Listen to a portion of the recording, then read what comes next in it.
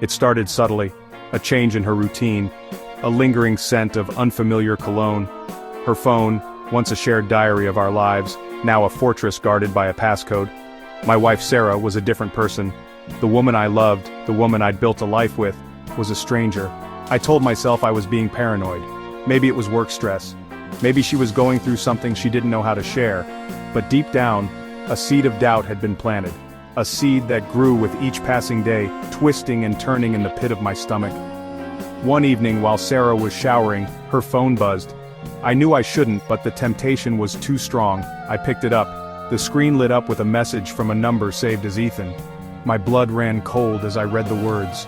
"Can't wait to see you again tonight. You're incredible." My world shattered. All those whispers in my head, all those dismissed suspicions were true.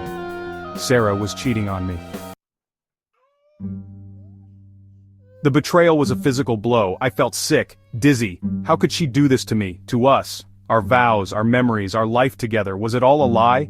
I confronted her that night. The look on her face was enough. No denials, no explanations, just a cold, hard truth staring back at me. She tried to talk, to justify her actions, but her words were meaningless.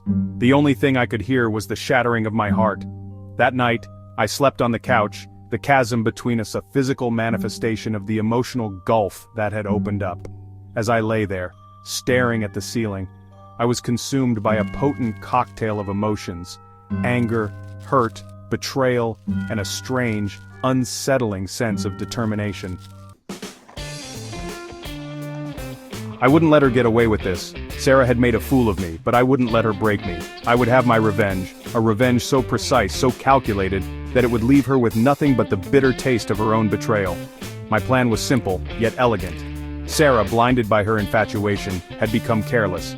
She left her phone unlocked, her emails open, her life an open book for me to read, and read it I did. I learned about Ethan, her lover, a man who thought he had found a prize, unaware that he was nothing but a pawn in my game.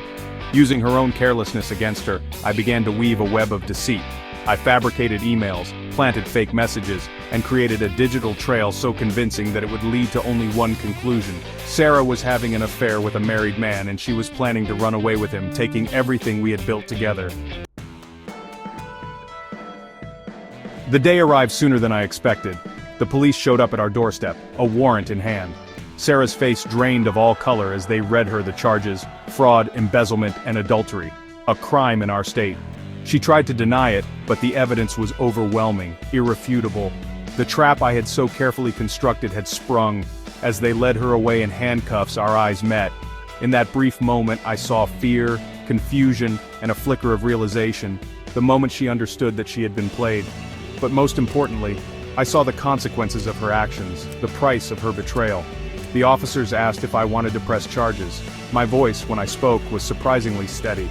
"Yes," I said, my gaze never leaving Sarah's. "She needs to be held accountable for what she's done." The trial was a media circus. Sarah, once a respected member of our community, was now a social pariah. The evidence against her was overwhelming, and the jury didn't take long to reach a verdict: guilty on all counts. As she was sentenced, I felt a strange sense of detachment. This wasn't the outcome I had envisioned. I hadn't wanted this. Not really. But I had wanted her to hurt, to feel the pain she had inflicted upon me. And in that, I had succeeded. In the aftermath, I was left to pick up the pieces of my life. Our friends, once so quick to offer their support, disappeared. Our home, once filled with laughter and love, was now an empty shell, haunted by memories. Life moved on, albeit slowly. I focused on work, on rebuilding my life, brick by shattered brick. One day I received a letter. It was from Sarah, written from prison. She didn't apologize for her actions, nor did she ask for forgiveness. Instead, she wrote about Ethan, how he had abandoned her the moment the scandal broke, how he had taken everything she had left and disappeared. In her letter, Sarah finally admitted the truth. She had never loved Ethan. She had been infatuated, blinded by his attention, by the thrill of the forbidden. But her betrayal, she wrote, had cost her everything.